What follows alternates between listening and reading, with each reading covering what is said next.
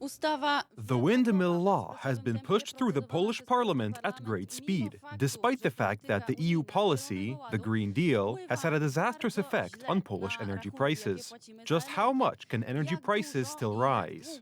The Polish government will turn on the windmills, despite the upcoming presidential election. At the Ministry of Climate and Environment, there is an unexpected rush. The government has approved a draft amendment to the windmill law, reducing the minimum distance of windmill energy farms from homes from 700 to 500 meters. Pamiętamy, jak zaczęły się The rządy ruling koalicji Civic 13 Coalition grudnia government od wrzutki started od its rule with the lobbystów windmill law dotyczącą scandal, ustawy and Donald Tusk wiatrakowej. Wtedy himself had to sam Donald Tusk intervene musiał and withdraw interweniować his i support from this wycofywać law. Now, tą it ustawę, is no bo unclear who wrote koalicja this law. skompromitowała It się is na samym important to watch początku what the swoich Climate rządów and i Environment należy Minister is bardzo doing now, uważnie because there are przyglądać się, suspicions co that she is teraz not the robi pani only one minister who worked on the Henning-Kloska, bo provisions of this można law, and we will wysnuć be watching this podejrzenie, closely. że Neighbors of already existing windmill farms disagree with the proposed law. Bardzo dużo. There are very many people who do not agree with such large windmill turbines being built near their homes. Normally, the current governing coalition wants to wait after the presidential election in May before making reforms, for fear of losing popularity.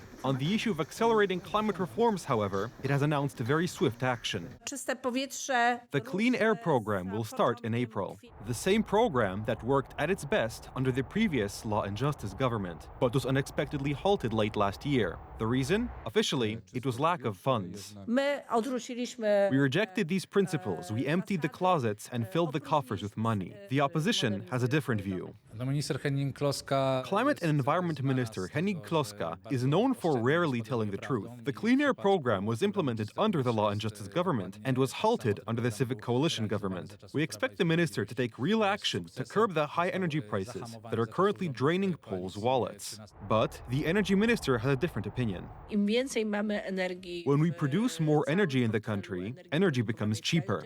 Although in this case, things may be different. To jest ciekawe, ponieważ to... This is interesting because it shows great determination to implement the EU's climate policy, despite the fact that it raises a lot of public resistance. And we see that energy prices are rising significantly. Across Europe, costs are rising as a result of this climate policy. At the same time, we have an impasse on the construction of a nuclear power plant. This key project is at a standstill.